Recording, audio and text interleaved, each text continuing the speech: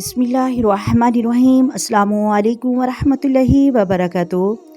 محرم الحرام کی فاتحہ کیسے دلائیں؟ محرم الحرام کی فاتحہ کس کے نام پر دلانی چاہیے؟ یہ وہ سوالات ہیں جو آپ لوگ اکثر پوچھتے ہیں۔ چلے آج ویڈیو کا آغاز کرتے ہیں اور آپ کو بتاتے ہیں کہ محرم الحرام کی فاتحہ کس کے نام اور کیسے دلانی چاہیے۔ لیکن اس سے پہلے گزارش ہے، ویڈیو کو اینڈ تک لازمی سنیے گا۔ ویڈیو کو لائک کریں، شیئر کریں اور چینل کو بھی سبسکرائب کر دیں۔ ناظرین، سب سے پہلے تو یہ جاننا ضروری ہے کہ لوگ کہتے ہیں کہ محرم فاتحہ کس کے نام پہ دلائیں۔ عام دنوں کی طرح محرم الحرام کے مہینے میں بھی شہدائے کربلا اور ان کے علاوہ کسی مسلمان کے اصالِ ثواب کے لیے فاتحہ دلا سکتے ہیں اور اس میں کچھ حرج نہیں۔ نیز عوام میں یہ جو بات مشہور ہے کہ محرم الحرام کے مہینے میں شہدائے کربلا کے علاوہ کسی کی فاتحہ نہیں دلا سکتے، بالکل غلط اور شریعت مطہرہ پر افطرا ہے۔ چنانچہ سیدی اعلیٰ حضرت شاہ امام محمد رضا خان بریلوی رحمۃ اللہ علیہ سے ایک سوال کے جواب میں ارشاد فرماتے ہیں کہ محرم وغیرہ ہر وقت ہر زمانے میں تمام انبیاء اولیاء کرام علیہ الصلاۃ والسلام کی نیاز اور ہر مسلمانوں کی فاتحہ جائز ہے، اگرچہ خاص عشرہ کا دن ہو اور شریعت مطہرہ پر افطرا کرتے ہیں۔ مفتی محمد امجد علی اعظمی رحمۃ اللہ علیہ فرماتے ہیں کہ بعض جہلوں میں مشہور ہے کہ محرم الحرام میں سوائے شہدائے کربلا کے دوسروں کی فاتحہ نہ دلائی جائے۔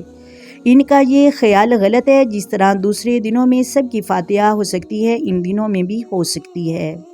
مسلمان جو بھی نیک کام کریں، خواہ فرض ہو یا نوافل، مثلا نماز، تلاوت کلمہ طیب، درود شریف، روزہ، زکوٰۃ، حج، صدقہ، خیرات وغیرہ، اس کا ثواب دوسرے فوت شدہ کو یا زندہ مسلمان اصالِ ثواب کر سکتے ہیں۔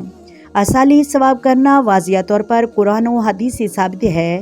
محترم ناظرین، اصالِ ثواب کے طریقے مختلف ہیں۔ جس طریقے سے بھی اصالِ ثواب کریں، اصالِ ثواب ہو جائے گا۔ بہار شریعت میں ہے کہ اصالِ ثواب یعنی قرآن مجید یا درود و شریف یا کلمہ طیب یا کسی نیک اعمال کا ثواب دوسروں کو پہنچانا جائز ہے۔ عبادت مالیہ یا عبادت بدنیہ، فرض، نوافل، سب کا ثواب دوسروں کو پہنچایا جا سکتا ہے۔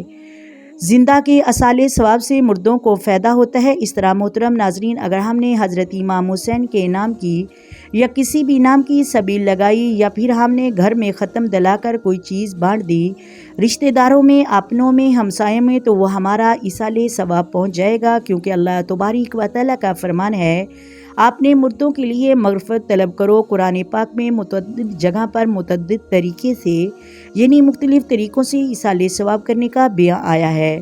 آپ جس طریقے سے بھی گھر میں نیاز دلوا کر یا پھر سبیل لگا کر جس طریقے سے بھی اصالِ ثواب کریں گے وہ ضرور پہنچے گا۔ اس طرح اگر آپ مکمل ختم شریف پڑھ کر اصالِ ثواب کریں گے تو پھر بھی ہو جائے گا۔ اگر آپ نے 3 مرتبہ سورۃ اخلاص پڑھ کر دعا مانگی تو وہ بھی مکمل قرآن پاک کا ثواب آپ جس کو بھی کریں گے اس کو پہنچے گا۔ امید ہے آپ کو ویڈیو اچھی لگی ہوگی۔ اگر ویڈیو اچھی لگے تو لائک کریں، شیئر کریں، چینل کو سبسکرائب کریں۔